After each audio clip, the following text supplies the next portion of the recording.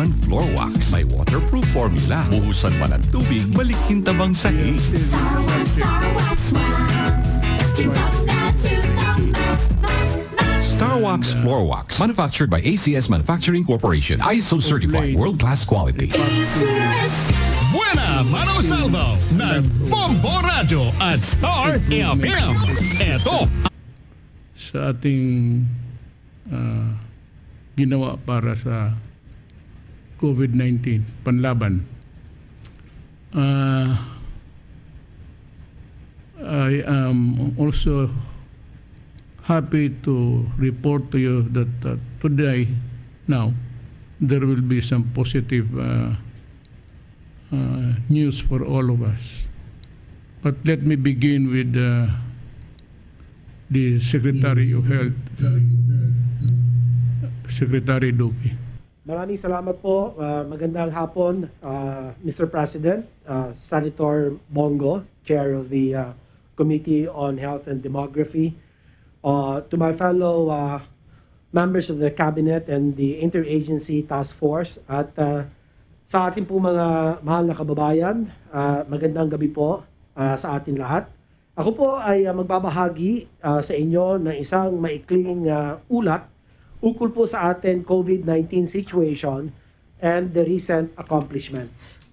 Ngayon po nga ikasampu ng Mayo 2021, meron po tayo na dagdag na 6,846 na mga bagong kaso. Sa 6,846 na naidagdag, 1,761 ay mula sa NCR, 1,359 sa Region 4A, 852 sa Region 3, at 2,874 sa mga natitirang rehiyon. Para naman po sa atin mga aktibong kaso, can you bring the slide back? This is not the slide that I am talking about. Yan, dyan lang. Let's freeze it there. Para naman po sa atin mga aktibong kaso, ang kabuuan bilang ngayon, ikasampu ng Mayo, ay nasa 59,897. Ang katumbas po nito ay 5.4% ng ating total active cases. At sa kabilang dako, ang ating po recoveries ay umabot na sa 1,030,367 at ang recovery rate ay nasa 92.92%, habang ang bilang ng mga pumanaw ay nasa 18,562 at napapanatili po naman natin, although masakit po sa atin na may mga pumapanaw, ay mababa po ang ating case fatality rate sa 1.67%. Next slide. Nito po nakaraan linggo, bumaba na ang sa ating bansa sa low risk, kung saan negative 22% ang atin pong tinatawag na 2-week growth rate at 6.85 ang atin pong average daily attack rate per 100,000 population. Nasa moderate risk naman ang ating pong NCR, kung saan bumaba po to negative 39% ang ating pong 2-week growth rate at ang ating pong average daily attack rate per 100,000 population ay bumaba din po sa 19.02 from a high of 30.98. Bagamat gumaganda na ang ating lagay, hindi po tayo maaaring magiging mapagluwag, lalo na't meron tayong 10 rehiyon. Ito po yung regions 4B, 5, 6, 8, 9, 10, 11, 12, BARM, and Caraga na may positibo ng 2-week growth rate. Ang ibig po sabihin nito ay bumibilis ang pagkalat ng COVID-19 infection sa mga naturang lugar. At meron po tayong 5 rehiyon naman na may mataas na average daily attack rate. Ito po ang NCR, CAR, 2, 4A, and 3. Although sa NCR, bibigyan din ko po, ay malaki na din po ang ibinaba ng ating ADAR. Next slide, ito po nagpapakita ang epidemic curve ng COVID. Amin din pong napansin na bumababa ang nadadagdag na kaso galing sa NCR. Mula sa 48%, ngayon po ay asa 31% na lamang ng kabuuan bilang ng kaso na galing sa NCR. Ito po represented by the blue bar. Makikita po yung malinaw na pagbaba ng mga kaso. Kasabay po nito, ang amin napansin naman ang pagtaas ng mga naitatalang kaso sa ibang rehiyon at ang represented po ito by the black graph. But all in all, makikita po natin na bumababa na po ang ating mga kaso. Next slide. Patuloy na bumubuti ang lagay ng ating healthcare utilization rate nationwide mula po sa 4.7 percentage points na iniulat namin noong nakaraang linggo ay meron po tayo ngayon 7 percentage points na bumaba. Ibinaba ng ating healthcare utilization rate mula sa peak na naiulat noong April 13 to 15 na asa 54%. So, kung pipira-pirasuhin po natin ito, a more itemized presentation or illustration of this, tingnan po natin yung isolation beds. Nung nag-peak po tayo, 51% po ang gamit ng ating mga isolation beds. Ngayon, asa 43%, so bumaba po sa makatuwid ng 8%. At ang ating COVID-19 ward beds, from a peak of 57% utilization rate, bumaba po ito to 49%.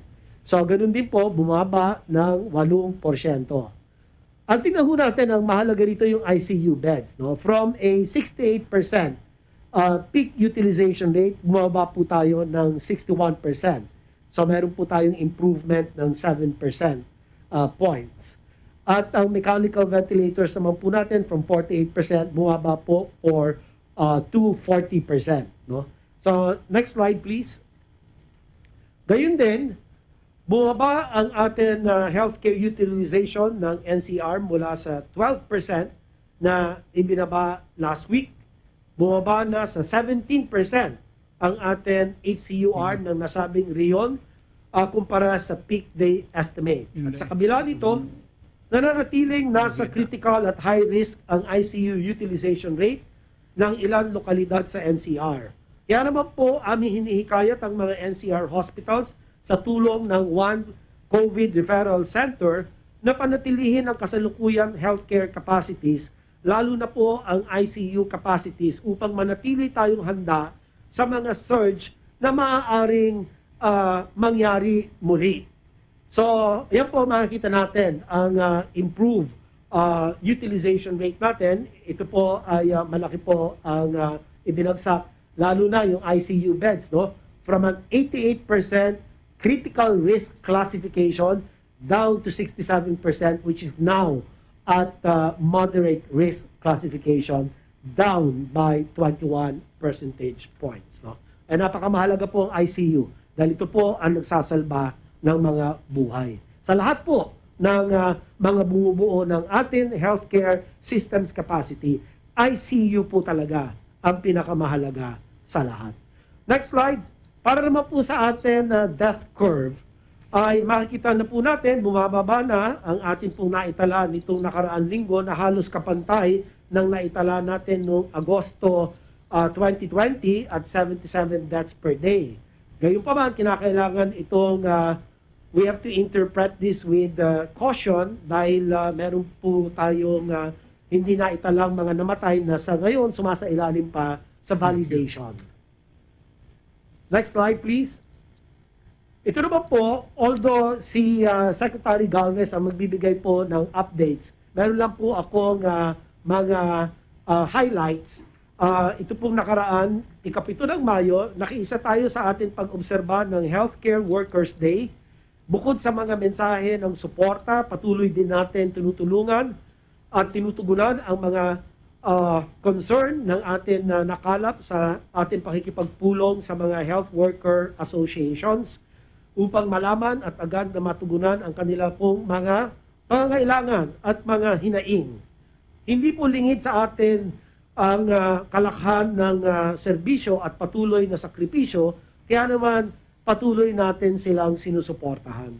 Sa usapin ng ating pambansang pagbabakuna, nakatanggap tayo ng 1.5 million Sinovac doses, 2 million AstraZeneca doses mula sa COVAX facility at 15,000 doses mula naman po sa Gamaleya. Sa pagdating ng mga karagdagan doses na ito, umabot na tayo sa 7.5 million doses ang kabuuan bilang ng mga bakuna na dumating po sa atin inang bayan. Tungo sa agad na pagbigay ng mga bakunang ito sa ating mga mamamayan, patuloy tayo pong kumikilos upang mapalawig ang ating vaccination capacity. Kasama dito ang operasyon ng Galleon Giga Vaccination Center sa loob ng SM Mall of Asia Complex, kung saan nakapagbakuna tayo ng 500 senior citizens sa araw ng pagbubukas nito. Kasabay din po ang pagdating ng mga bakuna sa bansa, hikayatin natin ang ating mga mahal sa buhay, mga kaibigan, mga kapitbahay, mga ating komunidad na magpalista at magpabakuna. Mas tiyak ang ating pong kaligtasan kung lahat tayo ay mababakunahan. Kinakailangan ng ating pong sama-samang pagkilos upang ipakita at ipaalam sa madla na ang mga bakuna ay ligtas at epektibo laban po sa COVID-19. Ang aking pong huling slide sa kabuuan po, Mr. President, ito po ang ating mga pangunahin mensahe at paalala. Habang bumubuti ang ating lagay, kinakailangan pa din po natin ang mahigpit na pagpapatupad ng lahat po ng ating mga protocols upang hindi tayo bumalik sa surge. Una, mayroon pa tayong 5 rehiyon na kinakailangan tutukan dahil sa kanila pong average daily attack rate na nasa high risk pa rin po, pati 10 rehiyon na tumataas ang 2-week growth rate.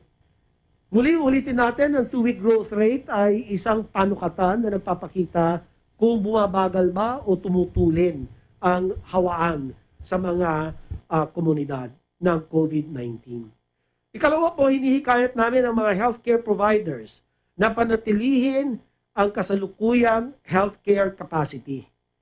At panghuli na lang po sa pagtaas ng mobility ng amin pong naobserbahan mula unang linggo ng Mayo, kinakailangan natin pagpatuloy ang mahigpit na pagpapatupad ng ating mga health protocols upang hindi na tayo bumalik sa surge na atin pong naranasan. So ito na lang po ang pinakahuling slide. Maraming salamat po at handa po akong sumagot sa mga katanungan. Salamat po, Mr. President. Thank you, Secretary Doki. I'd like to direct our attention to Secretary Galvez. Mr. President, fellow cabinet members, Senator Bombo, fellow... So, sa ngayon po, ang ating pong i-brief. So, sa ngayon po, ang bibrief po natin na salamat sa Diyos po, sir, at ang ating mga vaccine po ay patuloy na dumadating. At tayo po ay natutuwa dahil kasi ang pagdating po ng vaccine natin hindi na po in trickles but in volumes na po. So sa ngayon pong gabi, amin pong ibibigay ng pahayag yung mga vaccine na darating pa po ngayong May at saka sa ngayong June. At ang ongoing po natin na vaccination program nationwide. Sandali. Will somebody fix the sound system of... Mic test, mic test. Next slide, please. Next slide, please. Sa ngayon po, padating na po yung ating mga vaccines at ngayon po ay mayroon na po tayong 7,571,000 na doses that have arrived since February. So ang latest nga po yung dumating ng May 7 at saka May 8 na meron tayong 1.5 million na Sinovac at meron po tayong 2,030,400 doses ng AstraZeneca.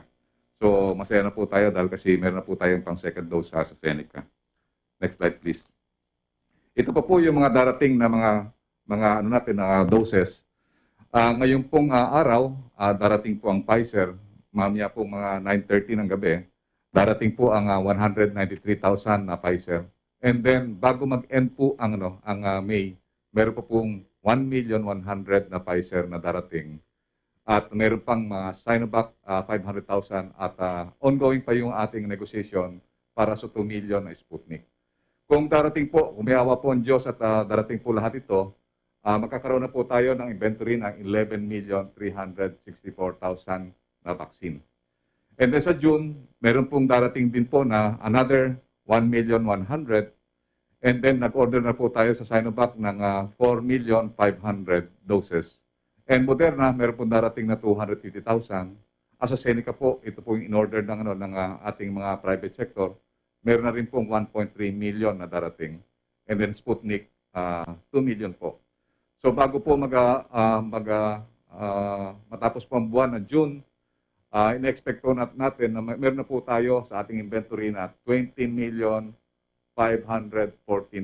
doses. Ito po, kaya na po, lahat po ito yung A1, A2, A3, makakaya na po na makuha. Next slide, please. So kung makita po natin sa ating vaccination, meron na po tayo na total na na-deploy na 4,09,800 doon po sa mga vaccination site. Meron na po tayo na 3,410 na vaccination site. At sa first dose po natin, na meron na po tayo na 1,957,965 na nabakunahan. At meron na rin po na 451,270 na second dose. For a total of 2,409,235. Sa ating mga healthcare workers, meron na po tayo nabakunahan na 1,181,834. Sa A2 rin po, meron na po tayong 436 at sa A3, meron po tayong 331,150. At saka yung mga frontliner po natin na nabigyan natin during May 1 na Labor Day, meron po tayong 8,881. Next slide please. Kung titingnan po natin, noon dati po, nasa pangatlo po tayo. Ngayon po, mahal na President, number 2 na po tayo. Dahil umangat po ang ating daily average. Noon dati po, ang daily average po natin is only 34,418. Sa ngayon po, yung 7 average po natin, ang last 7 average from May 1 to May 8, tumaas na po tayo, nadoblado po tayo ng 65,879. So nakakatuwa po dahil kasi talagang na tumataas na po tayo. And then number 41st na po tayo out of 94 countries and rank 15 out of 47 countries in Asia. Next slide, please. Sir, ganito po ang gagawin po natin. Nagkaroon po tayo ng mga series of conferences with our strategists. Ang maganda po talaga, magkaroon po tayo ng strategy ng tinatawag nating focus and expand through center of gravity. Yung center of gravity po ito po yung tinatawag natin na economic centers. At the same time, ito po yung mga vulnerable areas. So pagka na-address po natin, na-strengthen natin ang ating vulnerabilities, at the same time, we strengthen our economic strength. Yun po ang center of gravity po natin. So sa ngayon po, ang nakita po natin, yung focus area po natin, yung NCR plus yung 6 provinces, kasama po ang Bulacan, Cavite, Pampanga, Laguna, Batangas, at saka po yung Rizal, kasama po ang Metro Cebu at saka Metro Davao, ito po ang bibigyan po natin ng tinatawag nating steady supply. For example, kung ang Manila nangangailangan ng 3.3 million kada buwan, talagang eksakto po na meron po siya talaga na supply na steady na 3.3 million. Kung ang Davao kailangan niya ng 250,000 a month, bibigay po natin po yun, parang stockpile niya, para at least hindi po magkaroon ng shortage at maging maganda yung kanyang rollout at wala pong delay. And then yung mga expansion area natin, ito yung mga tinatawag natin yung mga important contiguous area ng NCR. At the same time, ito rin po yung mga economic center. So Region 3, Region 4, Cagayan de Oro, Baguio City, Zamboanga City, Bacolod, Iloilo, Jensan, Iligan, and also yung mga Region 10 hanggang Caraga po. So kung titingnan po natin yung mga center of gravities po natin, instead na itatarget natin yung 110 million, itatarget lang natin yung tinatawag nating 83,829,719. Ang kanyang 70% is 58,680,803. Ito po, ginagawa po natin ito dahil kasi yung nakita po natin, ang pinaka-main variable po natin, Mr. President, is yung ating global supply. Kung maganda ang ating global supply, wala tayong problema. ang inyo pong sinasabi na kailangan po natin na bakunahan po natin ang ating lahat ng ating mga mamamayan, babakunahan po natin. Till such time na hanggang children pwede po natin bakunahan. Next slide please. So ito po yung target po natin. Sinasabi po natin na we should have a better Christmas this year. So ginagawa po natin yung strategy natin na pagka nakuha na po natin, Mr. President, ang 25 million, ito na po yung pinaka-vulnerable. According to WHO, yung tatawag natin na burden of disease at saka burden of death at saka burden of hospitalization.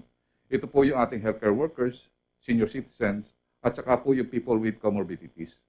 Kung makuha po natin yon, makukontain po natin ang ating tatawag na death and also yung mga fatalities. So meron tayong tinatawag na low and high target, wherein pagka once na nakuha natin 25 million, at least meron tayong tinatawag na initial herd containment. And then yung herd immunity from 58 million to 70 million. Ito yung tinatawag nating prevent and contain.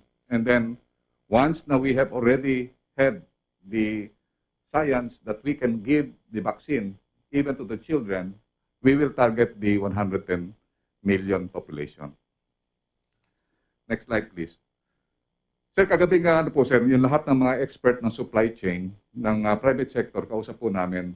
Ito po yung mga magagaling na supply chain ng McDonald's, ng Jollibee, at saka po ng mga tatawag natin na mga health providers.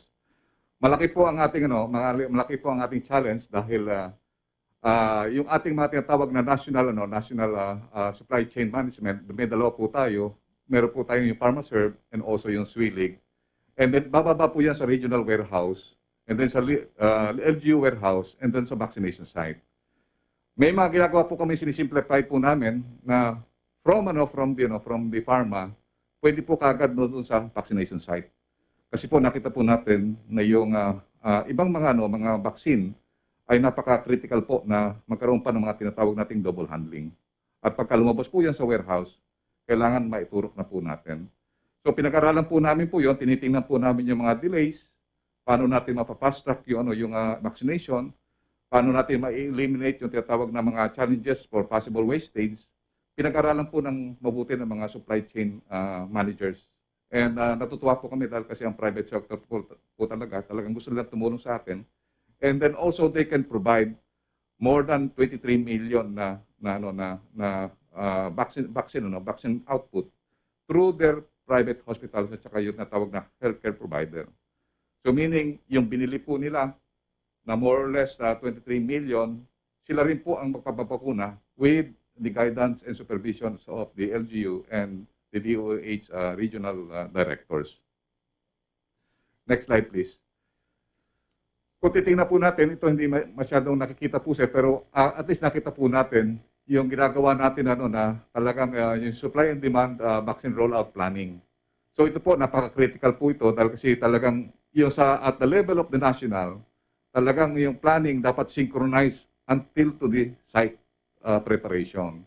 At meron tayong tinatawag na pull and push the variables na kailangan po makita natin po sa mga assumptions.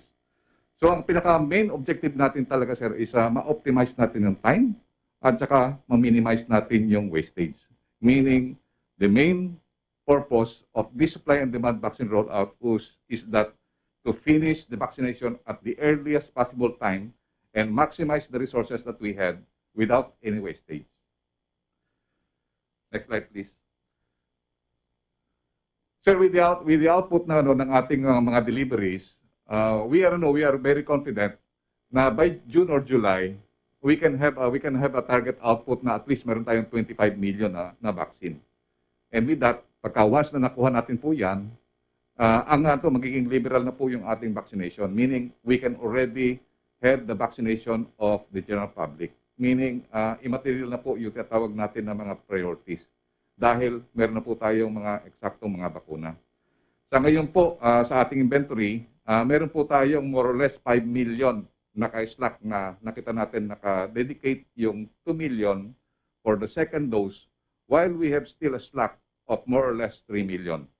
Meaning, Mr. President, sa ngayon na may 7 million po tayo, meron na po tayong slack na 3 million na supply. Meaning, yun po, pwede pong gamitin ng LGU at mapaspasan po ang ating pagbabaksinate.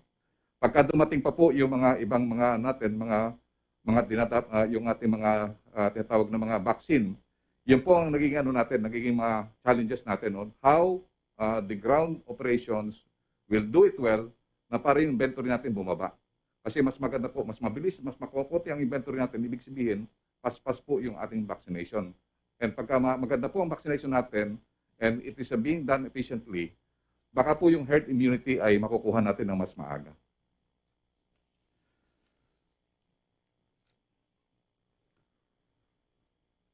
And then maganda rin po ang po natin na nung last na nagpunta po kami doon sa sa ng AstraZeneca, nakita po namin po doon napakaganda po ng talaga ng intensyon ng Gavi, COVAX at saka po yung coalition. Nakikita po natin, Mr. President, na we really have to support yung COVAX facility. And we are very happy that we have supported it through our DFA, and we also ordered an additional 10 million for the COVAX. We have seen that if all countries will join together for this pandemic, we can win this fight. At nakita po natin na if all the Filipinos will work together also, together with the private sector, with the LGU and the national government, we can win this fight definitely, sir. So yun lang po, mahal na President, at ang sinasabi nga po natin na talagang yung equitable access at saka po yung tinatawag nating walang iwanan at walang maiiwan, dapat po yun po din talagang gagawin po natin.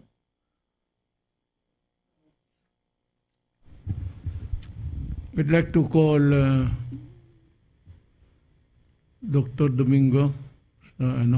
What are the latest applicants for a permit to operate or to distribute or sell dyan sa opisina mo ngayon? Tinatanong ko kasi ito because then we would know how many we can make a projection of how many vaccines will be coming in to the country if we have the numbers doon sa mga kumpanya na nakarehistro sa iyo. Kindly give us just a rough figure so that we can at least tell the public that we expect this more than this number for this month. Go ahead. Good afternoon po, Mr. President. I will give you a update on the emergency use authorizations po that we have granted at the FDA, and then vaccine that we hope might be also applying with us. Can we have the slides, please? This time po, there are 111 vaccine candidates all over the world. These are the ones that are ongoing clinical trials on humans already, meaning phase 1, 2, and 3. And of all these 111 candidates, there are already 14 that are being used in different countries worldwide. In at least one country po. Yung iba dyan, yung mga 5 or 6 are really very new and are only being used right now in China and Russia mostly, but a lot of them are being used in several countries. Next slide, please. Next slide, please. In the Philippines po, we have the second most number of authorized vaccines for use in our country. In the Philippines, since last week po, we already have 7 vaccines that we have given emergency use authorization. Yung mga ibang country po, usually a little less, but hopefully tayo po meron po tayong tina-target po na 2, no? Sila Sec Charlie na possible vaccines to come into the country aside from the 7 that are already authorized. Next slide, please.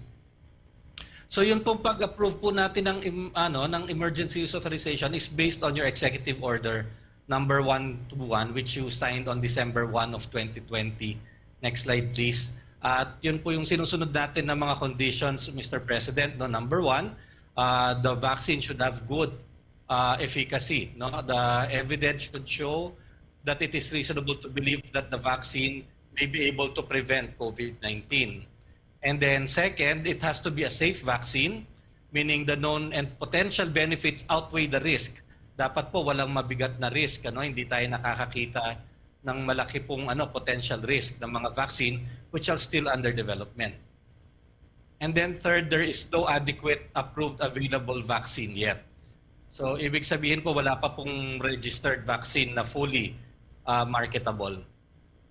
Next slide please. Ang application po ng emergency use authorization, hindi lang po sa Pilipinas kundi sa buong mundo, can be submitted by the industry, meaning the company that developed the vaccine or the importer or the local distributor, but the government can also apply for an EUA.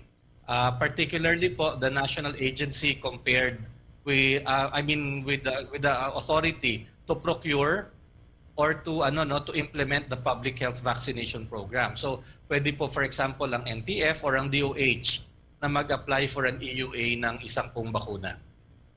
Next slide please. So ito po sir yung mga approved na natin Karamihan po approved sa other countries and WHO. Yung Pfizer po, ito po ang approved sa 82 countries and WHO. AstraZeneca, which is approved in 91 countries and WHO. Yung Gamaleya, approved po yan in 62 countries, pero sa WHO, nagsa-start pa lang po yung kanilang application for emergency use listing. Sinovac is approved in 22 countries and is also in the late stages of WHO emergency use listing. Ang tingin po natin baka in 1 to 2 weeks magkaroon na rin po ng EUL itong Sinovac kasi ang pagkakaalam po natin na inspect na rin po sila. Next slide please. Yun pong Bharat Biotech, ito po yung isang Indian vaccine na hinihintay pa po natin yung Good Manufacturing Practice Certificate niyan bago makapag-import sa Pilipinas.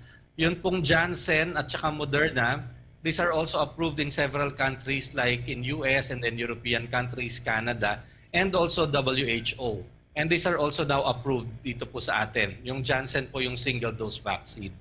Yung Sinopharm, ito po yung although hindi pa official yung application sa atin, the good news is it was granted an emergency use listing by the WHO on May 7.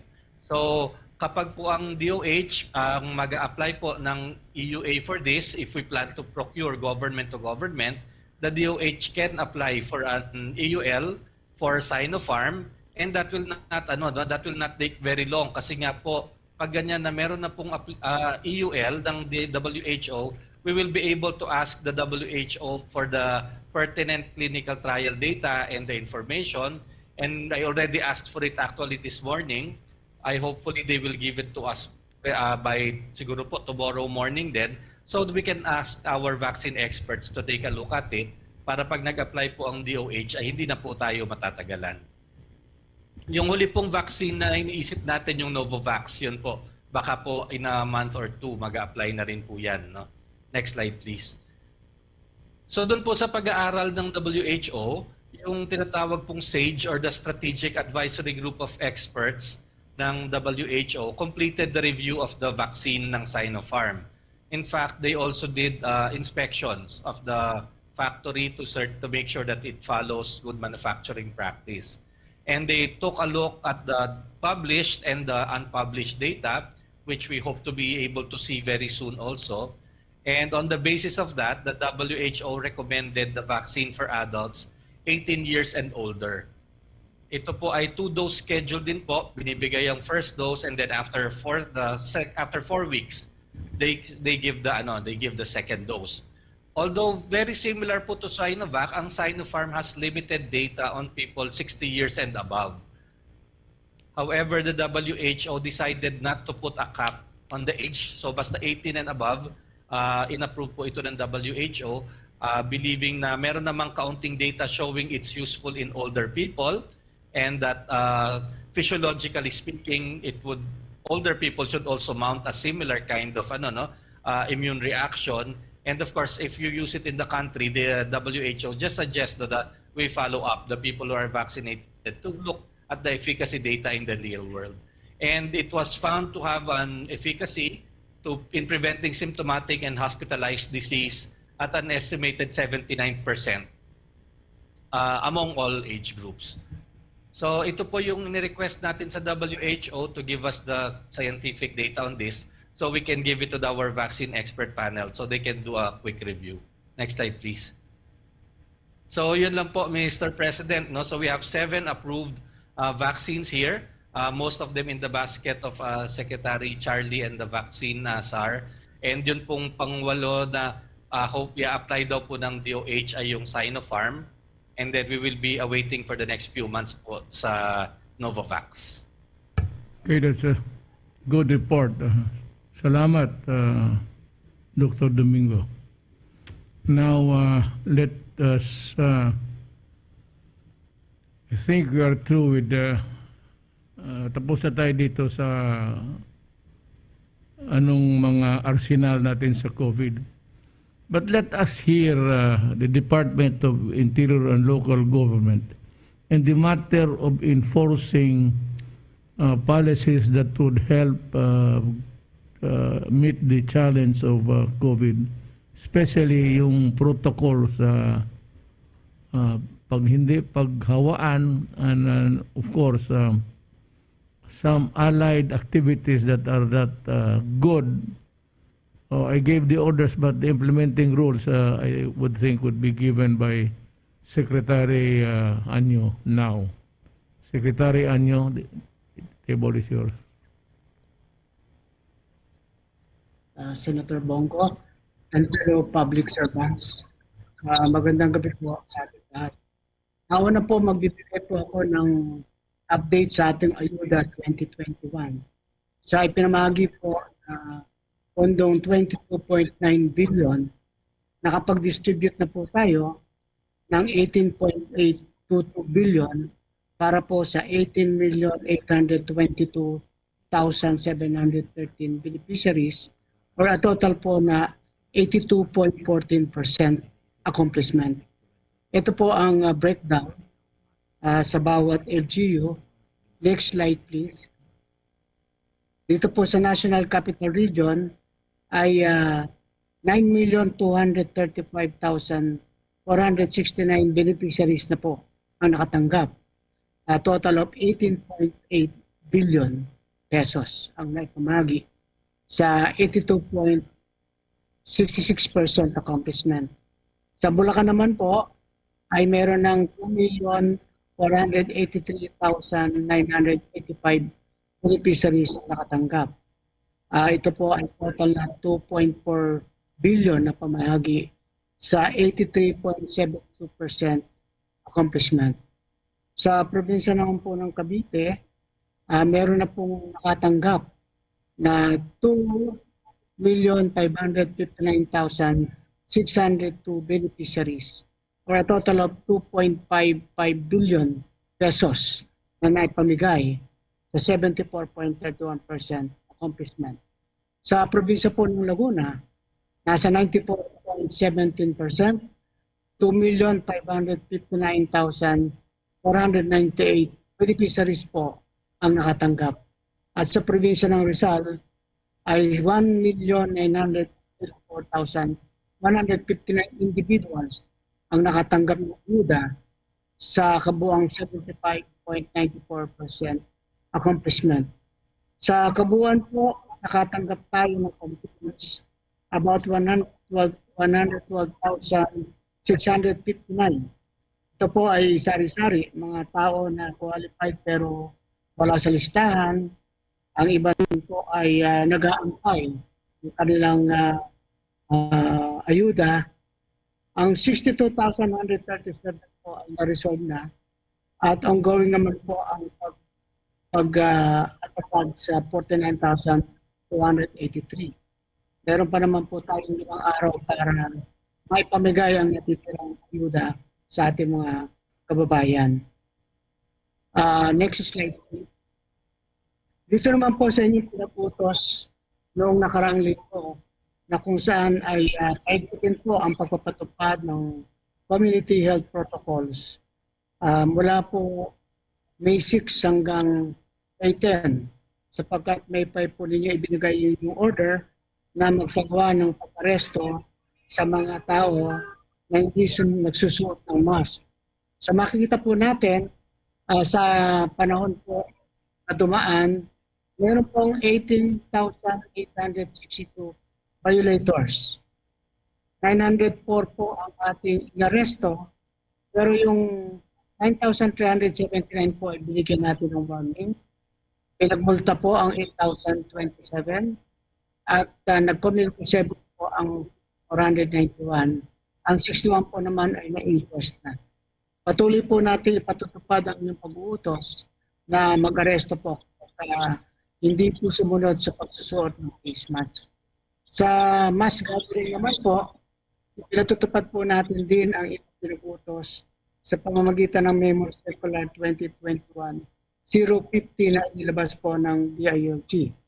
Meron po tayong 280 violators at kahapon po at kanina, ang pinaka-controversial na issue po ay ang gubat sa syudad resort incident na kung saan po ay more or less 300 ay pumunta sa resort na dapat ay sarado at nagkaroon po ng mass gathering. So ang ating pong PNP at ang LGU ng Caloocan City ay nagsasagawa na po ng pag-file ng mga kaso sa mga violators kasama po yung owner ng syudad, ng gubat sa syudad resort at ang mag-summon at pag-aresto po sa barangay captain ng barangay 171 Caloocan City sapagkat hindi niya naipatupad ang community health protocol, lalong-lalo na ang mass gathering na supposedly bilang isang barangay official, alam po niya dapat ang nangyayari sa kanyang nasasakupan. Sa physical distancing naman po, meron tayong 5,470 violators at ito po ay binigyan po natin ng warning, ay iba po ay binigyan ng pagmumulta, community service po ang 205 at na-inquest na po ang 186. Tuloy-tuloy po namin patutupad ang inyong instructions sapagkat ito po yung pinagmumula ng sinasabi nating outbreak kapag po sumaway sa public health standard protocol, lalong-lalo na kapag hindi nagsusot ng face mask. Nag-usap na po kami ng DOJ Undersecretary Leonard Ibarra at gumagawa po kami ng guidelines para pagtipayin lalo kung paano ipatutupad ang pagpapatupad ng sa mass gathering kasama na po ang hindi pagsusot ng face mask. Susunod na slide please. Dito naman po sa ating kampanya laban po sa illegal drugs. Wala po sa panahon ng 01 up to 09 May o 10 araw po ang nakaraan ay nagkaroon po ng operation ang Philippine National Police at iba pang mga ahensya kasama ang PIDEA ng 1,121 operations. Nakapag-aresto po tayo ng 1,543 drug addicts, drug users, and drug peddlers. 11 po ang namatay during the operations at meron pong 38 na nag-surrender. Sa kabuuan, 29.98 kilos sa shabu ang tinasamsam, 516.9 kilos sa marijuana. Meron pong street value na tinatayang 265,904,094 pesos po ang ating nakumpiska. So yan lamang po muna ang aking may report, Mr. President. Salamat po. Thank you, Secretary Anyo. Let me explain the finer points of law involved in this process of arresting people who are violating the protocols.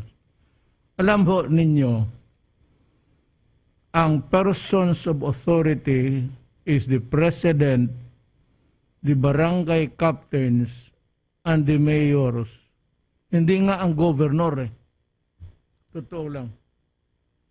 It's only, I think the president, of course, tapos ang barangay officials, the municipal officials, the mayor, the barangay captain, and the teachers, lahat sila. All are persons in authority. Kaya ho binigay ang supervision sa police because ang police dyan sa munisipyo is the person in authority. Ang mga police are agents of a person in authority. Lahat. Baski si PNP chief is only an agent of a person on authority. He is not a person in authority.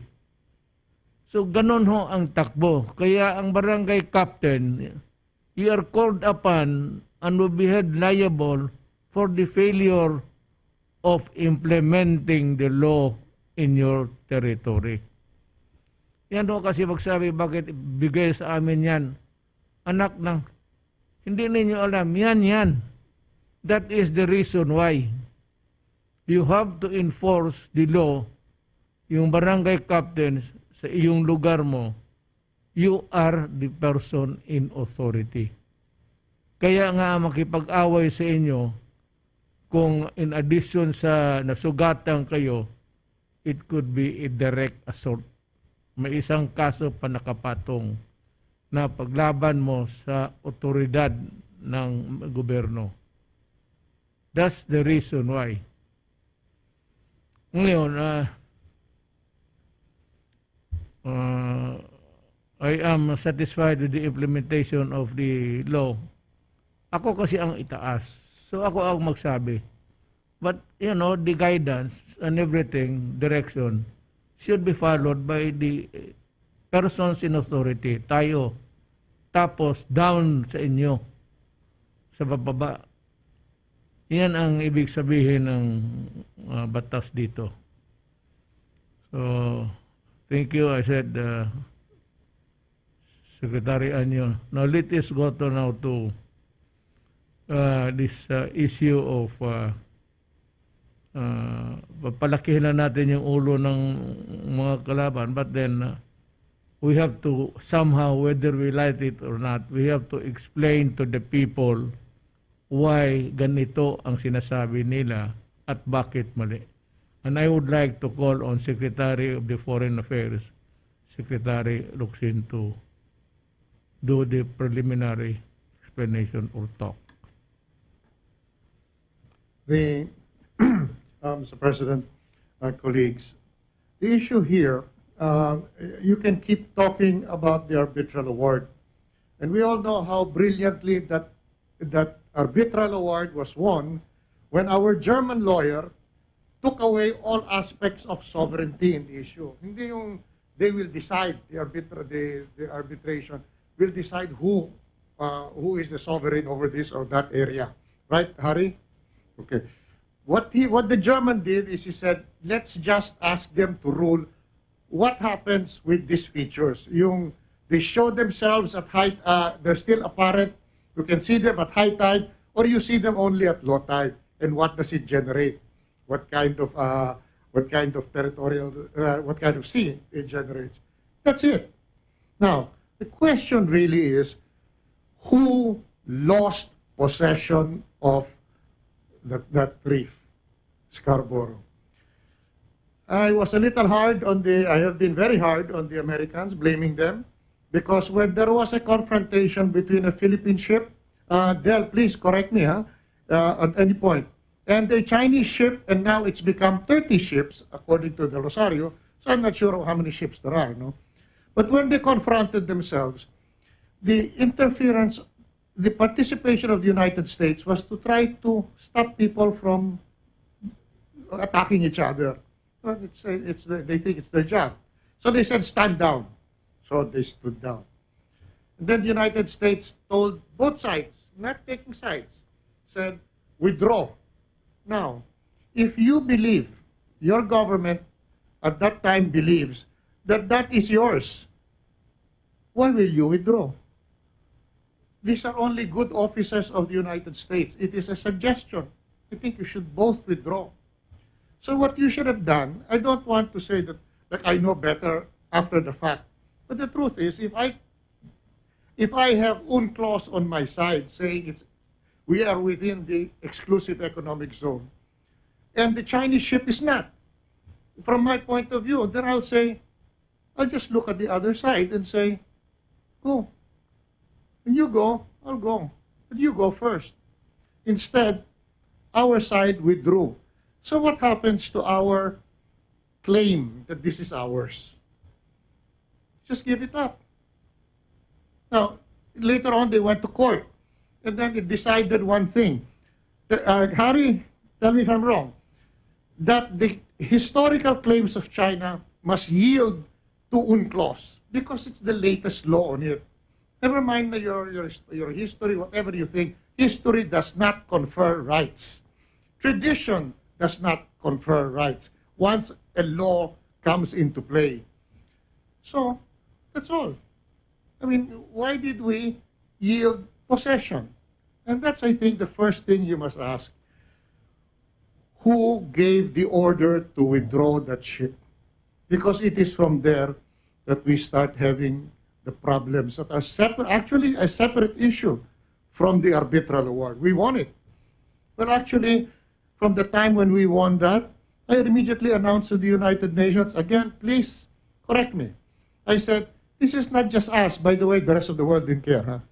Huh? This is not just us. This is applicable to Norway. This is applicable to any other country because it was not a determination of Philippine or Chinese sovereignty. It was a description of features in the maritime areas. That was it. Now, who moved aside from that issue and then who yielded possession in the first place? I think you decide. I won't say. I'll just decide who withdrew. Again, the Americans could not force us. They couldn't force the Chinese. They did not want to force anybody. They just said, this is my suggestion so you guys don't kill each other. Stand down, withdraw. We were the first to withdraw. But yet, under UNCLOS, which is already old, we had first right to be there. But we pulled out. Now, who needs to explain then? I think before you start any debate about the merits of the obligations generated by the arbitral award, you must first settle the issue. Who in a game of chicken stopped this car on the edge of the abyss first? That's all, Mr. President. Actually, sir, thank you. That was what was in my mind when I challenged Carpio to a debate. Well, ang problema lang kasi dito is nakalimutan ko na si Carpio ang hindi ang presidente, ako. So, policy statement kung anong itanong niya, masasabi ko, and I might bind future actions of government pagdating dito sa West Philippine Sea. Pero doon ako sa kahon. It's not because I'm afraid of debates. Ilang debate na dinaanan ko nung eleksyon. Araw-araw halos. Ganito yan. Hindi ako lalabas, just like the position of the Secretary of Foreign Affairs. I would insist on the one issue before we go to the other side issues. Sino ang nagbigay ng possession sa China sa West Philippine Sea? Sila. Kaya kung hindi sila umalis, di walang problema. Tayo ang umalis because yung sabi ni Secretary Locsin about the good offices, ang ibig sabihin ng magandang loob lang, offer to mediate na para hindi magkaupakan. That was the America was there for. But ang aking ngayon is, my sentiment is, bakit hindi nila in-enforce? He could have said, look, you allowed us to mediate. Then, the result of that mediation must be followed. Ipapasubo mo ako eh. But America did nothing. Apparently, I don't know. Maybe afraid of China would turn its direction towards them. So, para tayo umalis talaga. At hindi na tayo nakabalik. Ang ginasabi ko na sa kanilang na possession, it's not really about ownership. It's not about sovereignty. Kung sino andyan nakahawak, ano has been building ngayon sa newspaper, they are building a military garrison. Nasabihin nun nila na hindi sa no possession. How stupid can you get? Hindi sa possession, pero ginagawa niya yung propiedad parang kanya. As simple as that. Ang debate ko sa iyo dito lang sa dalawa. Hindi ako takot sa iyo. Ang problema, hindi ko nga alam na hindi ka presidente. That's about it.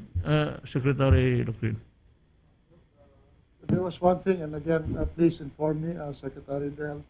I've always said that even before when this was happening, I was a publisher. When this was happening, two things you must understand.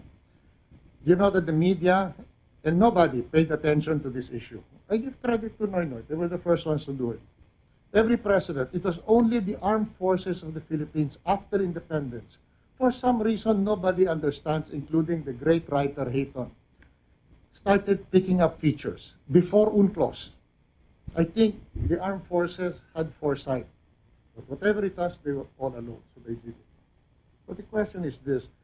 When they said in good offices, as the president used, I didn't even know the term, the good offices to mediate, stand down, withdraw.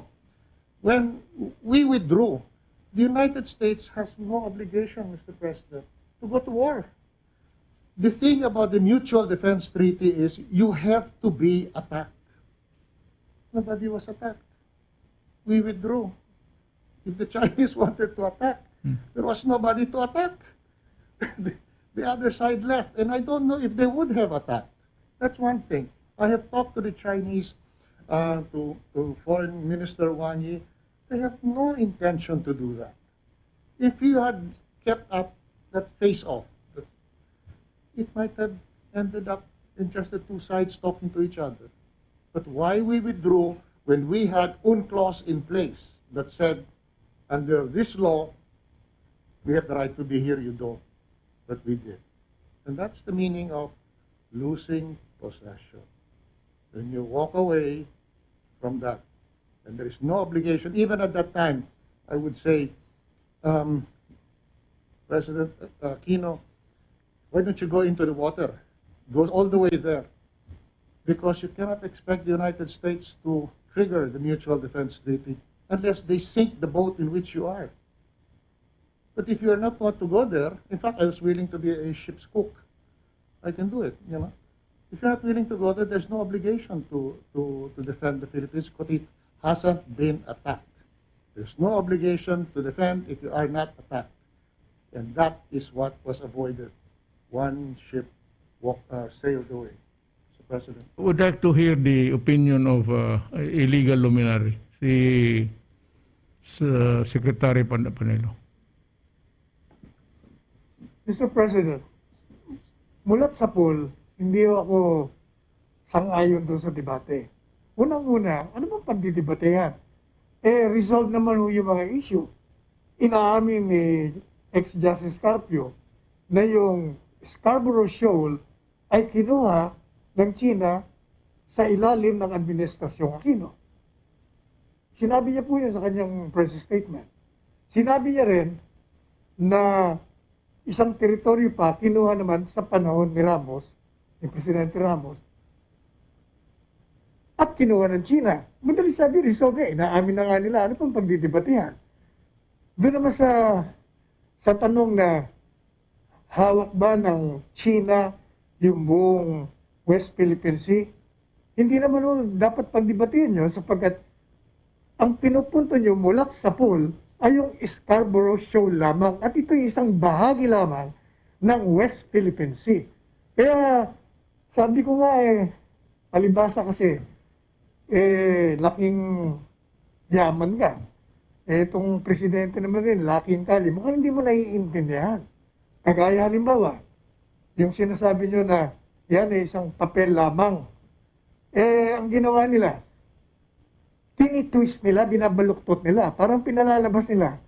Kaya kayo, o ang gobyerno, sa ilalim ninyo, ay hindi nagbibigay ng pagpapahalaga doon sa arbitral ruling na ang katotohanan ng sinasabi nyo, ang katotohanan niyan, desisyon ng anumang hukuman, o anumang pagkakasunduan ng mga bansa, pag yung miyembro dyan o nag-participate dahil sa kanyang kalakasan o kapangyarihan ang hindi patutupad ang isang kasunduan o ang isang desisyon dahil meron siyang kakayahan na gibain kung ano man ang gusto ng kalaban, magiging isang kapirasong papel doon sa party ninyo.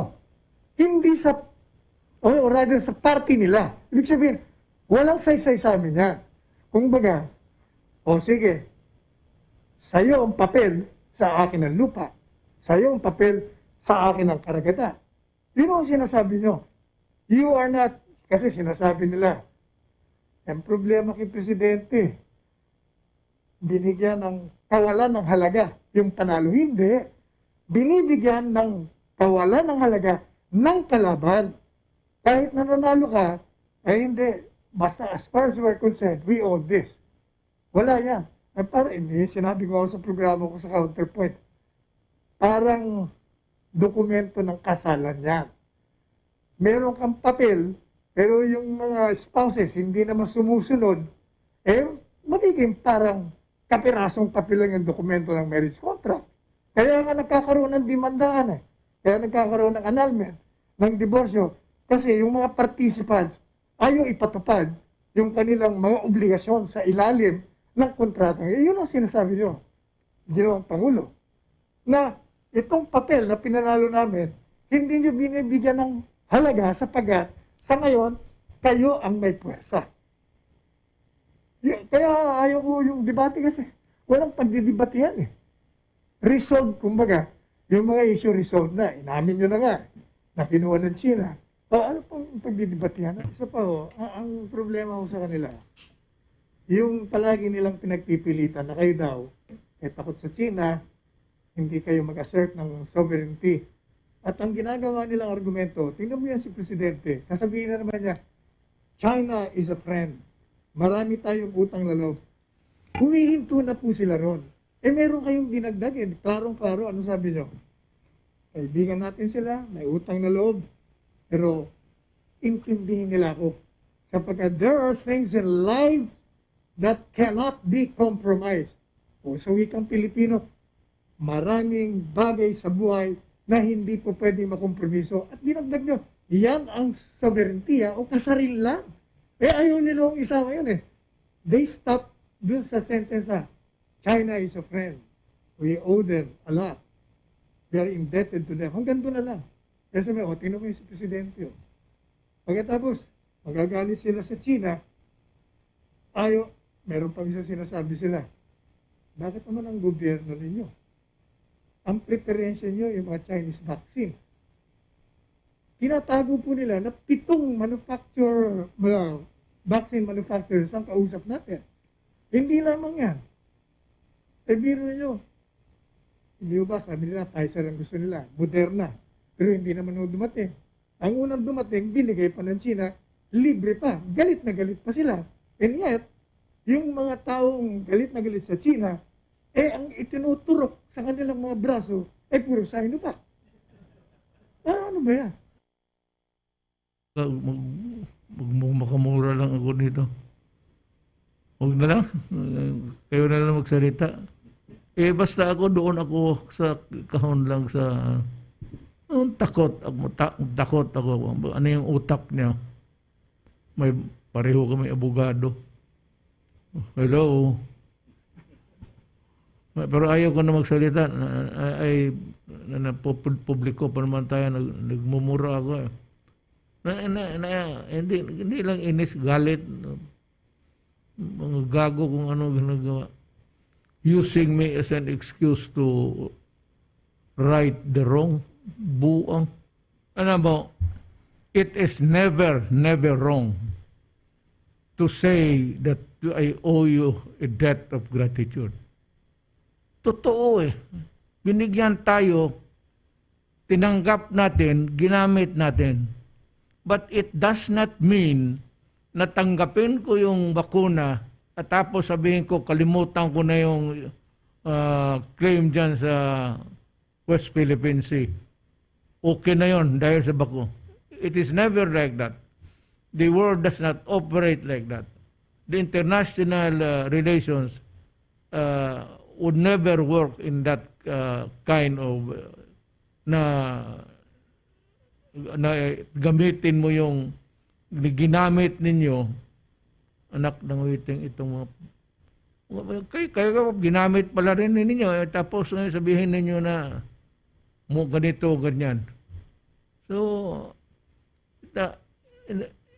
I said, it's never wrong to admit a debt of gratitude, but it would be wrong to use it as an excuse to maybe retreat from your, sabi ko, there will be no compromise.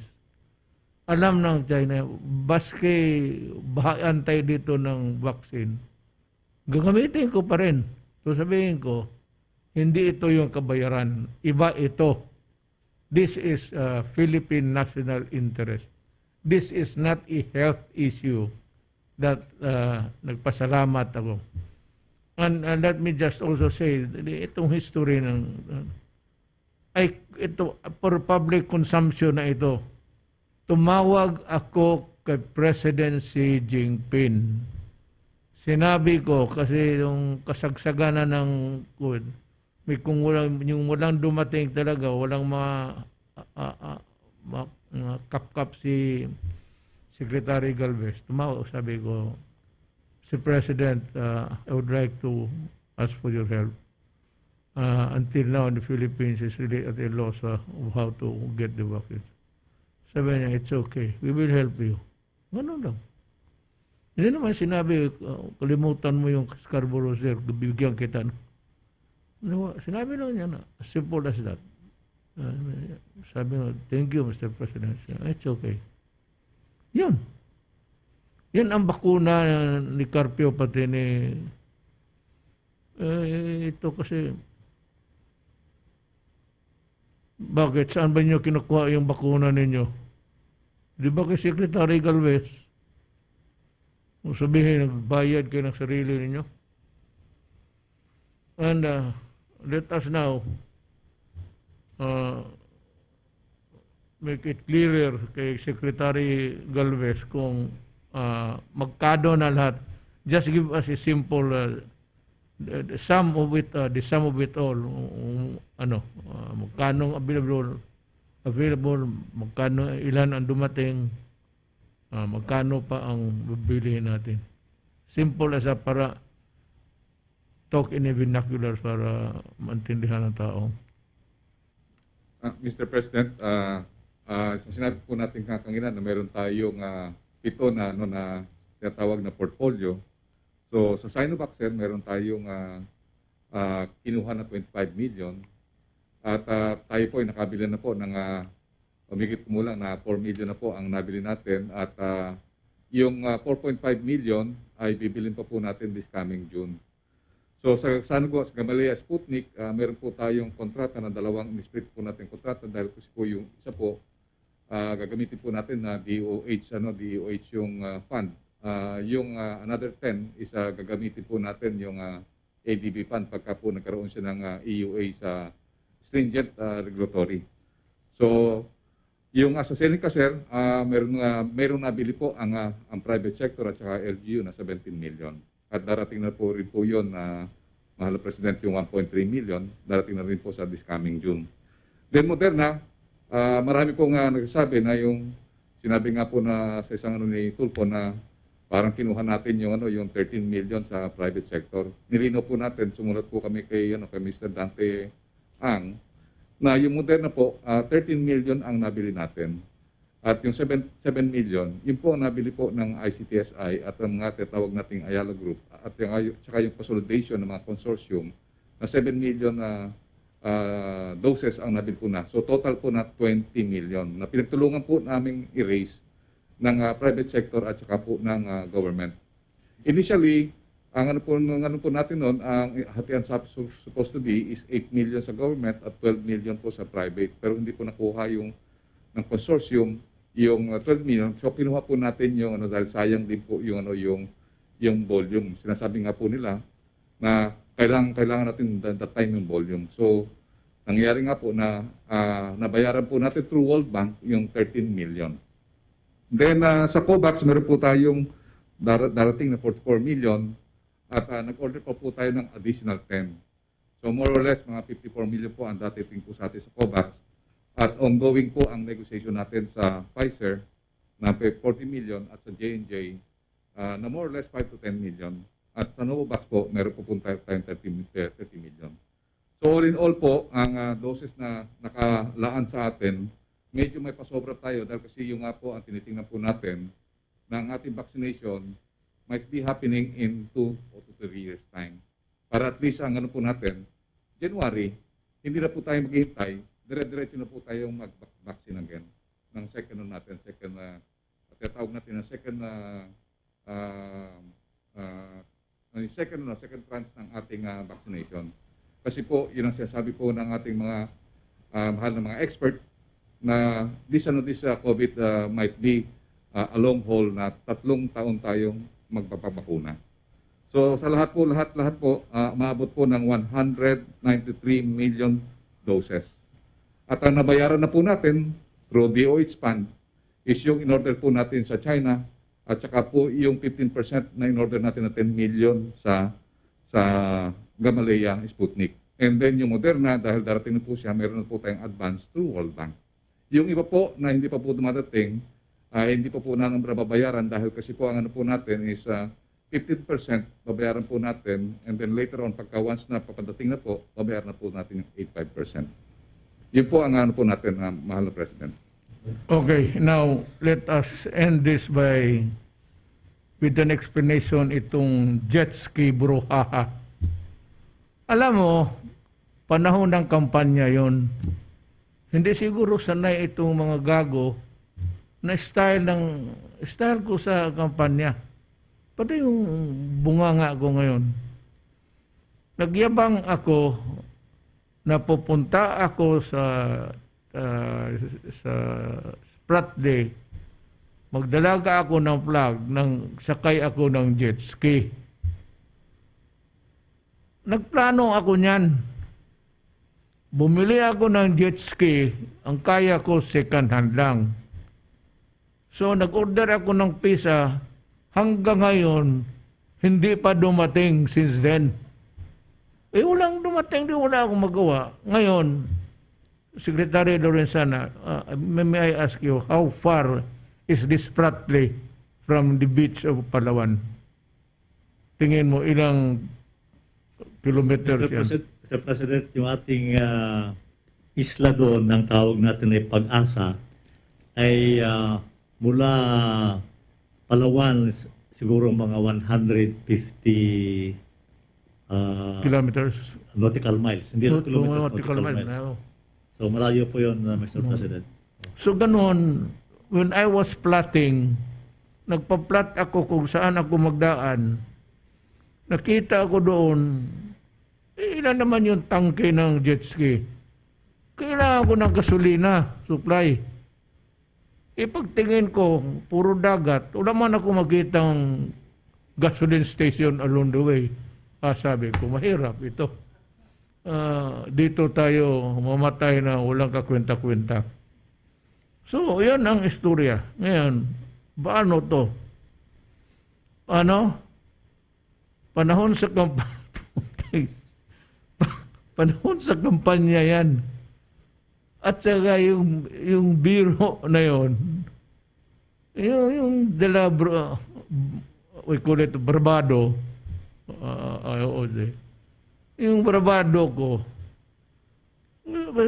pure campaign joke. At kung naniniwala kayo sa kabila, pati na siguro si Carpio, pati I would say that you are really stupid. Maghanap ka ng tao dito magpunta ng jet ski. Hindi ba mag-abot pa ng ilang oras, I would conk out in the middle of the sea. Sabi nila, ang waves, ano bang waves sa Tagalog? Yung alon pala dyan kasing laki ng dagat. Sabi ko, mahirap ito. sabihin ko na ng balang araw sa pinipilingin nyo nga na inabot talaga ako ng takot. Wala ako magawa. Takot ako mamatay. Walang gasolina. Ang spare parts hanggang ngayon, wala. Tapos pagsabi na pupunta ka doon, sabi ng Navy, ang alon, maabot mo sir, kasi laki ng barko. Una, patay. So, balik ako doon sa Kung naniniwala kayo niyan, I really do not know if you harp on that. It's a pure. I was not taking lightly the sovereignty, but it's a pure joke actually. But just to emphasize na talaga hinaluan ko lang ng biro. Ngayon kung if you swallow it, my God, hindi na ako mag-comment na. Sino gago? Alam ba ninyo hindi ako marunong maglangoy? Kung matumba yung yawa na pa, magkapakapa na ako. By this time, I would have been the late Rodrigo Duterte. Kung totohanan na yun. Ngayon, mukhang yun ang jet ski. Kayong maniwala kayo para isipin ninyo kung paano maging totoo yan. Matutunaw yung utak ninyo. So, mga kababayan ko, yun ang explanation ko sa jet ski at sa ibang mga issue sa ating confronting sa ating bayan. I would say to you, it was a pleasant thing to be with you tonight and maraming salamat sa pagtagiling ninyo.